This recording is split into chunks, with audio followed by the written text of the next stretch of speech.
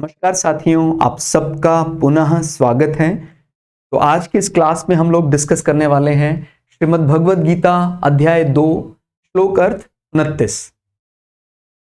इससे पहले हम लोग अध्याय 1 के सभी श्लोकों का अर्थ सनत वाजपेयी यूट्यूब चैनल और श्रद्धा एस्ट्रो ज्योतिष भगवद गीता प्लेलिस्ट नाम से अपलोड कर चुके हैं।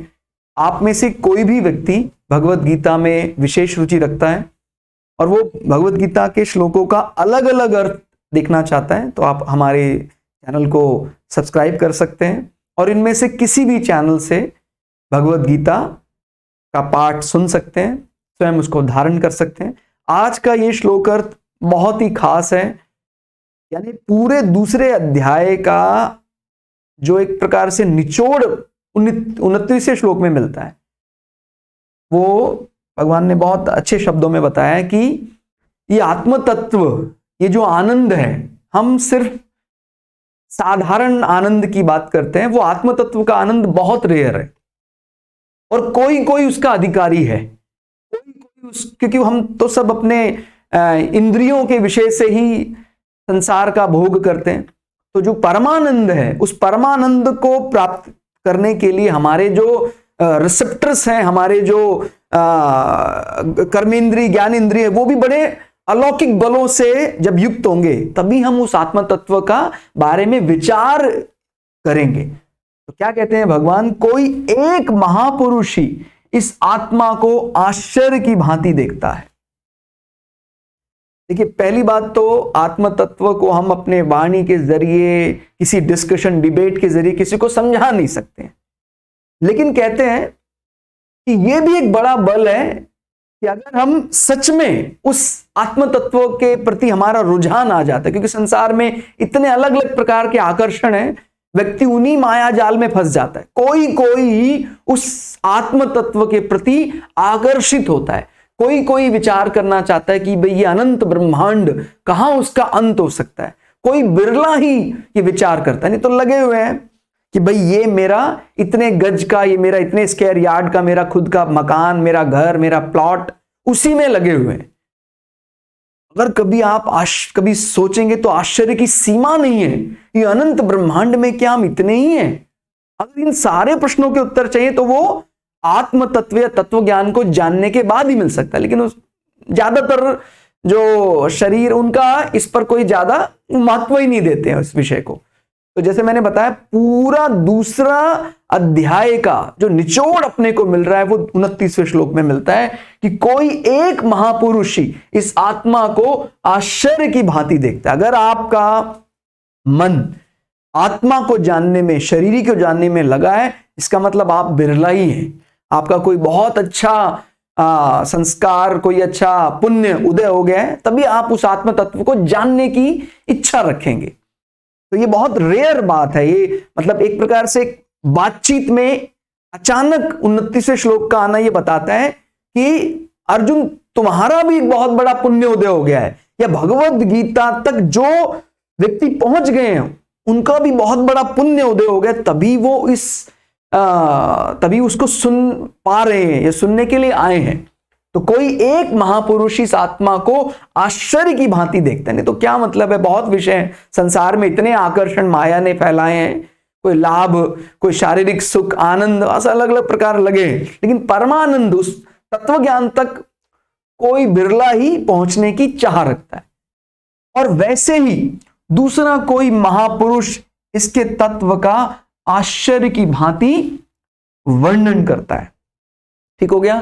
ध्यान रखना है, लौकिक विषय आत्मा नहीं है। जैसे हम कभी भी कोई वस्तु ढूंढने जाते हैं, किसी अंधकार कमरे में कोई वस्तु रखी है, तो उस वस्तु को ढूंढने के लिए हमें एक दिए की आवश्यकता है, प्रकाश की आवश्यकता है। तो दिया लेकर जाएंगे, तो और उसके बाद दिया लेकर फिर हम आंखों का उपयोग करेंगे लौकिक, उसके बाद वो हमें वस्तु मिल जाएगी। लेकिन अगर हमें किसी अंधेरे कमरे में दिया ढूंढना है, तो दिया तो स्वयं प्रकाशमान है, उसके लिए कोई और अतिरिक्त दिया ले जाने की जरूरत नहीं है। कहने का मतलब, जो आत्मा की सर्च में लगा हुआ है, आत्मा का सर्च, आत्मा के बारे में जानना, वो कोई लौकिक वस्तु से या लौकिक विधा से वो नहीं उसको जान सकता कि भाई मैंने बता दिया आप समझ गए, ये तो आत्म मंथन का विषय है। लेकिन फिर भी भगवान ने बहुत अच्छे तरीके से यहाँ एक बात रखी कि जो निरंतर उन पर उस विषय पर चिंतन करता रहता, और वो चिंतन कोई पौंड्रक की तरह नहीं बताई गई है। वो भगवान, जैसे भगवान कृष्ण और पौंड्रक में भेद बताया गया है। पौंड्रक यानी जो अपने आप को वासुदेव समझता है, अपनी बात जो वो कह रहे हैं वही वो सत्य बताता है। लेकिन भगवान कृष्ण तो फिर भगवान कृष्ण ही है ना, वासुदेव जो है वो तो भगवान कृष्ण ही है। तो हमें रेप्लिका यानी उस जो भी संवाद चल रहा है वो आत्म तत्व से कितना नजदीक है, वो कोई ही वो रस को ढूंढ पाता है। नहीं तो हम पौंड्रक के संवाद में ही, पौंड्रक यानी जो एक इल्यूजन है, जो कृष्ण होने का एक प्रकार का अभिनय करता है कि मैं कृष्ण हूं, वो कृष्ण की तरह सुदर्शन भी धारण करता है, वो कृष्ण की तरह ही अपने आप को, रूप भी उसने कृष्ण की तरह बनाया है। तो कोई बिरला ही है जो उस असत्यता और सत्यता में मूल अंतर कर पाते हैं, जो सच में हृदय से उस आत्म तत्व को जानना चाहते हैं। वो फिर धीरे धीरे अपने आप ही पौंड्रक से अनिच्छा और कृष्ण से इच्छा जाहिर करने लग जाते हैं। ठीक हो गया। तो कोई एक महापुरुष ही जो आत्म तत्व के प्रति जिसके मन में बहुत आकर्षण है, ये कोई इंद्रिय विषय नहीं है, फिर भी ये इस प्रकार के अभ्यास, इस प्रकार के, क्योंकि किसी न किसी रूप में तो प्रयास व्यक्ति करेगा ही, तो शुरुआती प्रयास हम अपने इंद्रिय रूप में ही करेंगे। हम कर्म इंद्रिय से, ज्ञान इंद्रिय से उस प्रयास में लगे हुए हैं। हालांकि जब हम वहां तक पहुंच जाएंगे तो समझ में आएगा कि उसको मतलब हम वास्तव में ढूंढ क्या रहे हैं। हम वो विषय ढूंढ रहे हैं जो कहीं संसार में नहीं मिलेगा।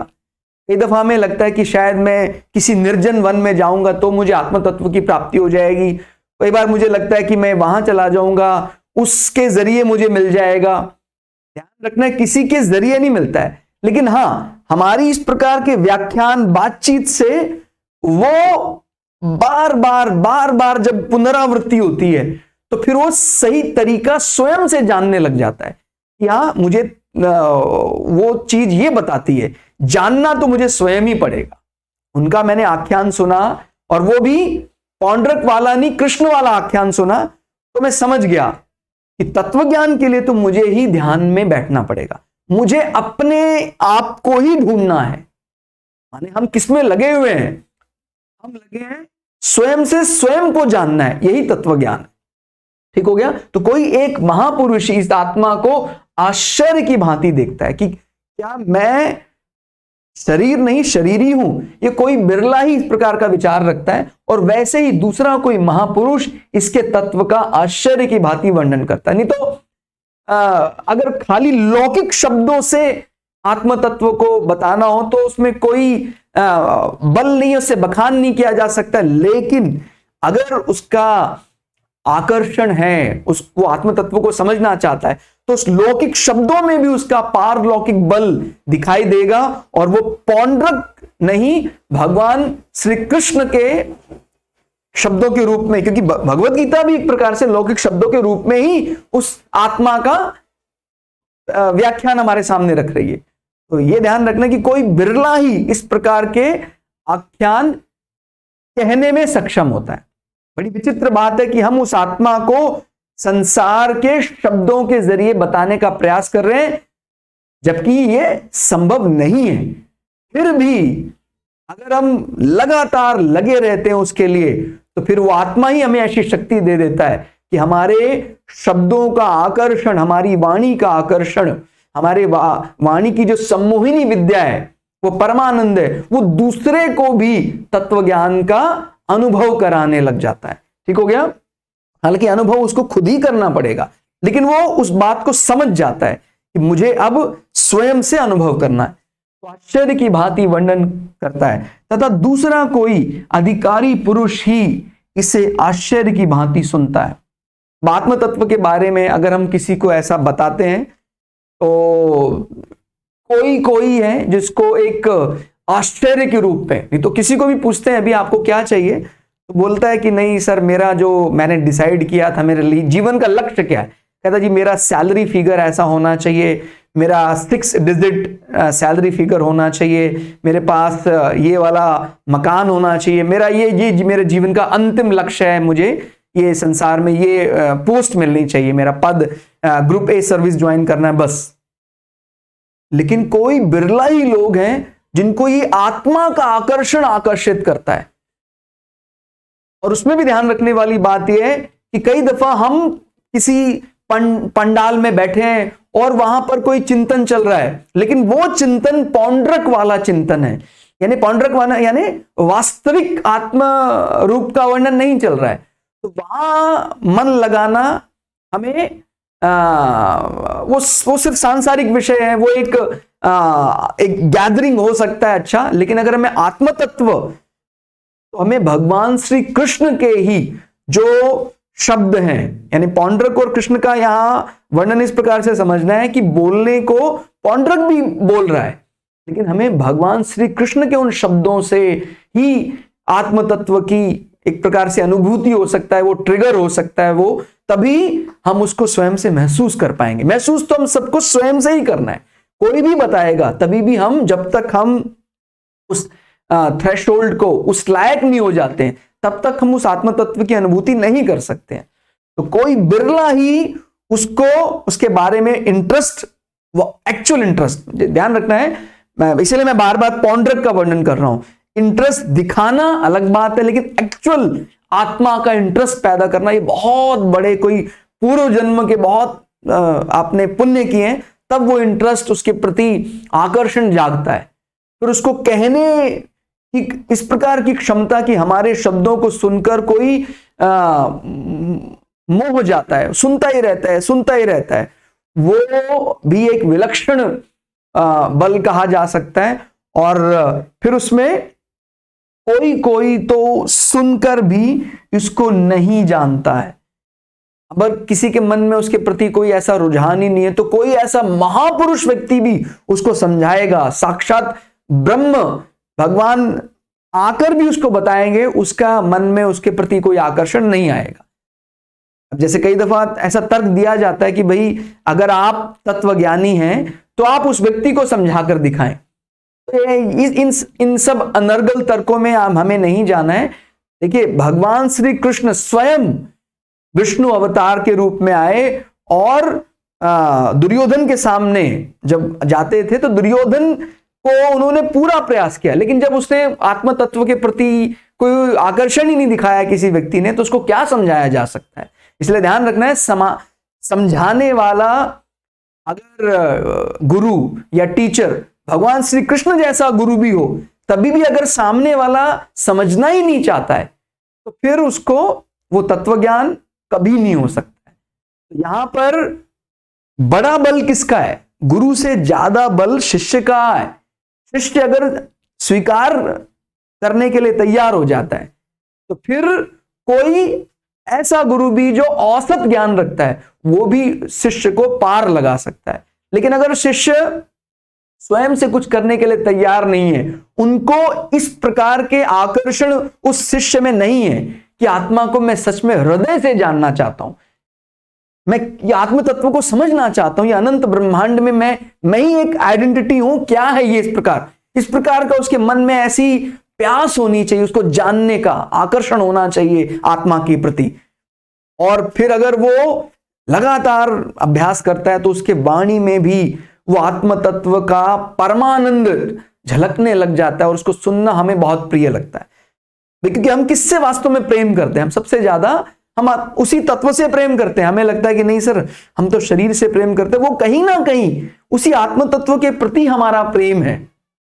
जैसे भगवान श्री कृष्ण की वो मोहिनी रूप देखकर सभी लोग मोहित हो, चाहे वो बाल रूप में है वो, और चाहे वो गोपी उनको देख रही हैं, चाहे वो यशोदा मैया देख रही हैं, कोई भी उनको देख रहा है, वो एक प्रकार से वो, क्योंकि जो हमारा शरीरी है कहीं ना कहीं वो ही हमारे सामने एक साकार रूप में प्रकट हो गया अभी, और जिसकी सर्च में हम लोग हैं, जिसको हम ढूंढ रहे हैं, जब वो साकार रूप में अपनी कई कलाओं के साथ हमारे सामने आ जाता है। तो फिर वहां पर कोई जाति, कोई उसमें लिंग, ये सब मायने नहीं रखता है। फिर तो हम उसको निहारते ही रहते हैं, मोह जाते हैं, क्योंकि हम उसी की तो तलाश में हैं।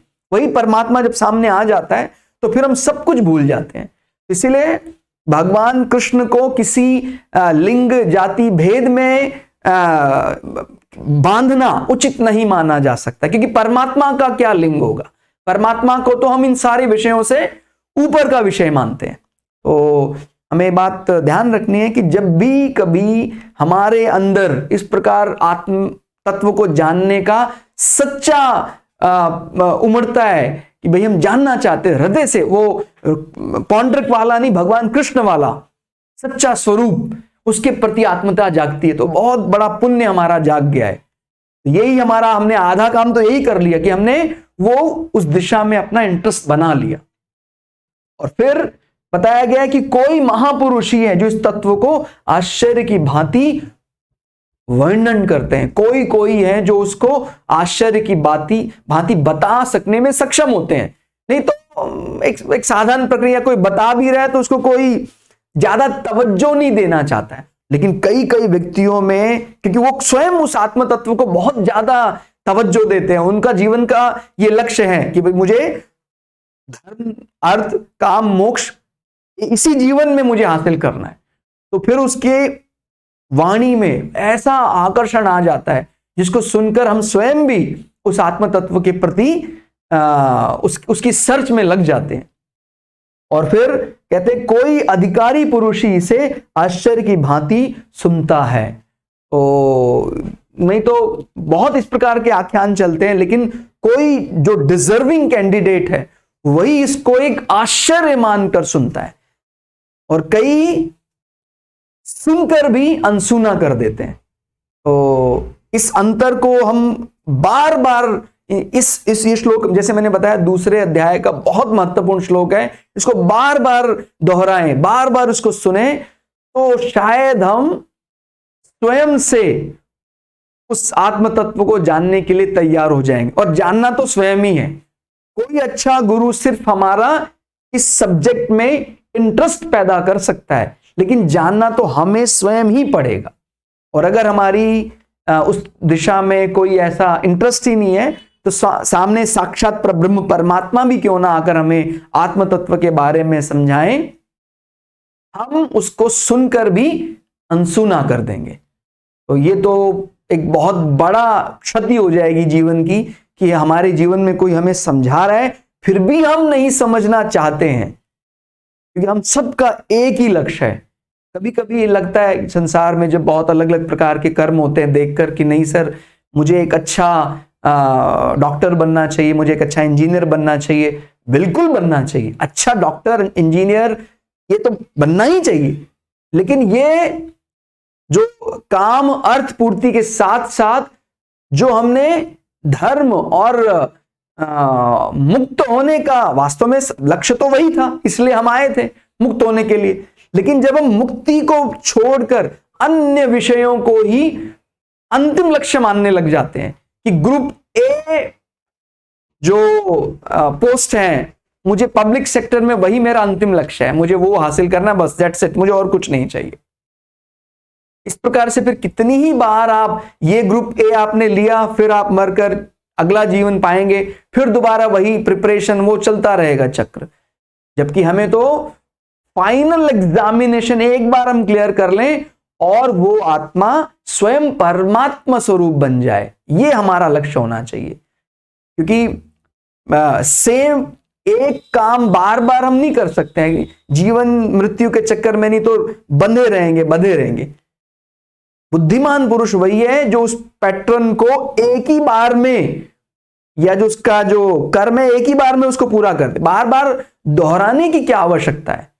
इसलिए हम मुक्त होने के लिए धरती पर आए हैं, और मुक्त वही हो सकता है जो इस 29वें श्लोक को गंभीरता से लेता है, जो उस आत्म तत्व को, संसार के किसी भी प्रोफेशन में आप हैं, फिर भी जब तक आपके मन में इस प्रकार के से इंटरेस्ट नहीं है आत्मा को जानने का, उसको कुछ कह सकने का,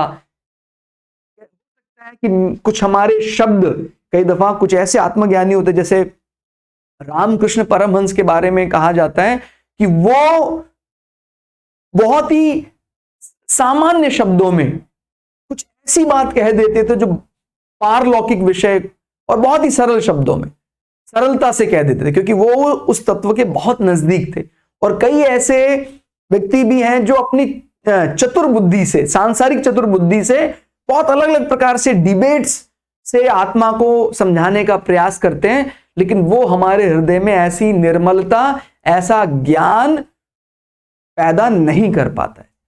तो वो भी अधिकारी अलग अलग होते हैं। तो वो उस प्रकार के परम हंस होना, फिर वाणी में ऐसा आकर्षण होना, वो बहुत सरलता से ही बहुत गूढ़ ज्ञान अपने को समझा देते हैं। ये 29वां श्लोक हमारे लिए बहुत महत्वपूर्ण है। इसको आप बार बार पुनरावृत्ति करें तो पूरे दिन इसका अर्थ आप सुनते रहें, समझते रहें, जानने का प्रयास करें, तो आपका ये आकर्षण पैदा होगा आत्म तत्व को जानने का। और अगर आकर्षण पैदा हो जाए तो आधा काम तो हमने कर लिया। तो आकर्षण पैदा हो गया, अब तो हमें उसको जानना है। तो दोस्तों आज के लिए इतना ही। क्लास आपको कैसी लगी कमेंट करके जरूर बताइएगा।